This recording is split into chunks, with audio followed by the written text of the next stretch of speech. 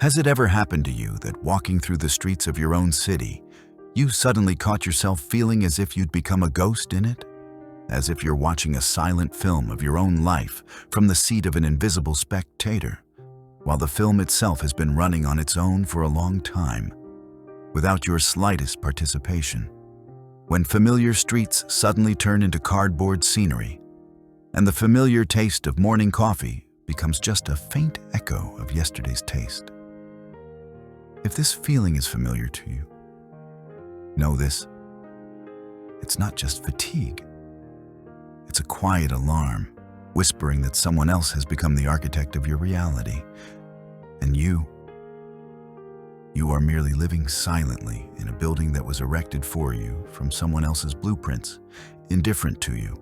But even at the deepest point of this oblivion, under thick layers of habits and others' opinions, your true inner architect slumbers.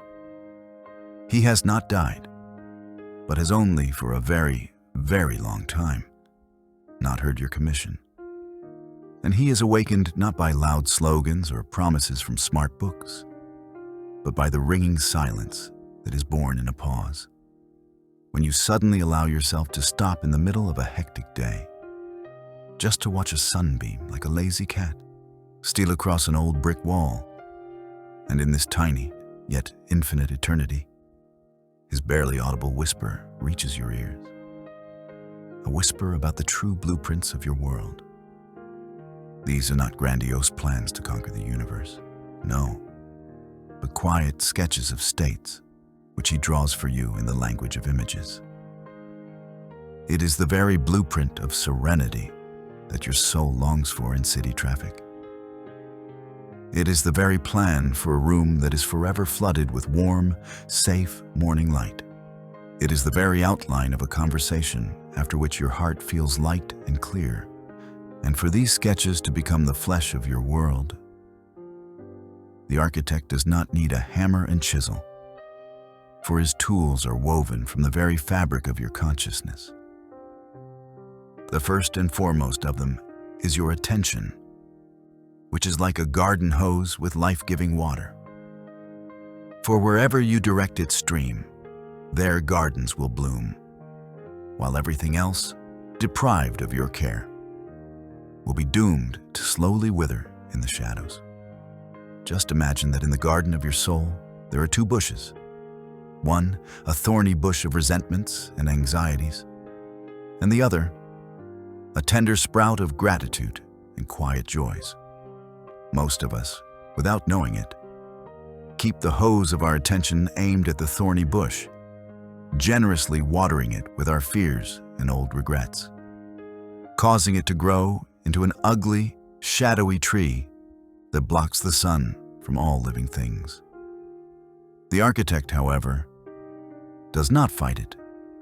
He simply takes the hose and gently, but persistently, redirects it to the barely noticeable sprout, beginning to consciously nourish it with the warmth of his attention.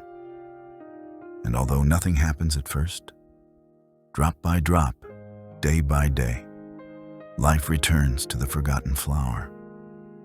His second tool is the pause, which is like an empty, sunlit room in a huge, cluttered house.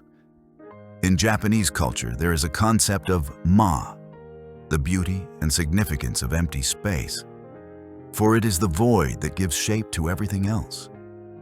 Your reality is suffocating because it has no ma left, because it is filled to the brim with noise, others' desires, and endless informational junk.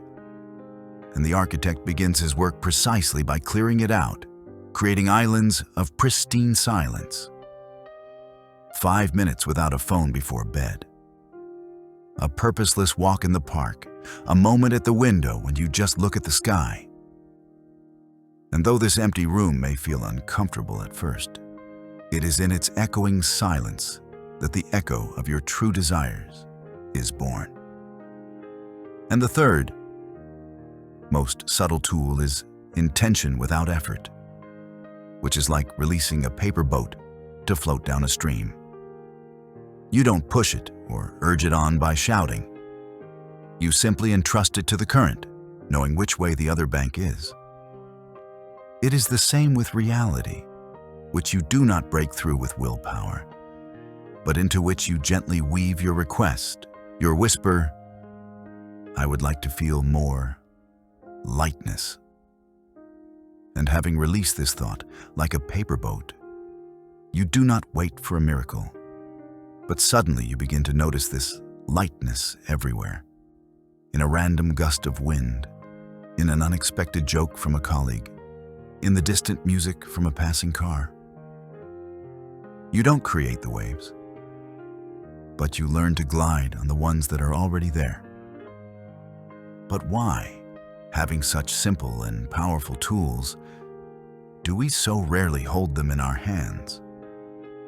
Because on the construction site of our reality, there is a silent guardian.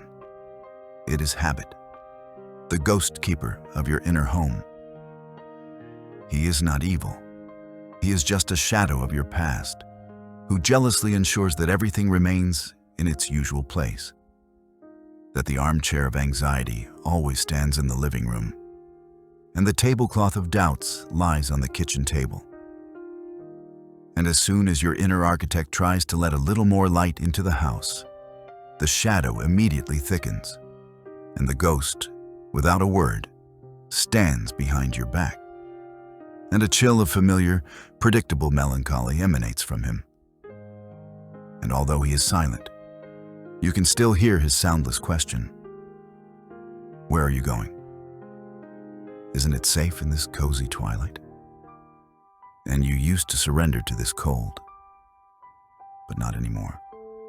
For the architect has taught you not to fight the shadow, but to calmly turn to it, nod, acknowledging its right to be, and then simply walk to the window and throw it wide open. And the shadow, unable to withstand the direct sunlight, will retreat into the farthest corner. And though it may not disappear completely, it will never again be the master of this house. For your reality is not a monolithic slab, but a room full of radios, all broadcasting simultaneously on different waves. On the wave of anxiety, on the wave of fatigue, on the wave of regret. And you, at the behest of the ghost of habit, have grown used to listening only to the loudest and most grating among them. But the architect knows where to find that one, barely audible radio that transmits the quiet melody of wonder. And he simply walks over and turns its volume up just a little bit, every day, turning the knob 1 millimeter. And then one day you wake up and feel that the world has changed.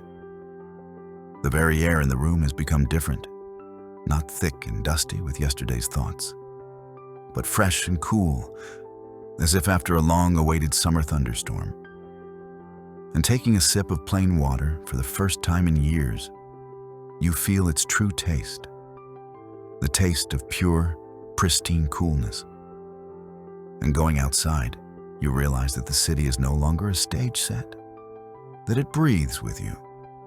And the little performance that the wind has arranged with an ordinary leaf on the pavement suddenly captivates you completely.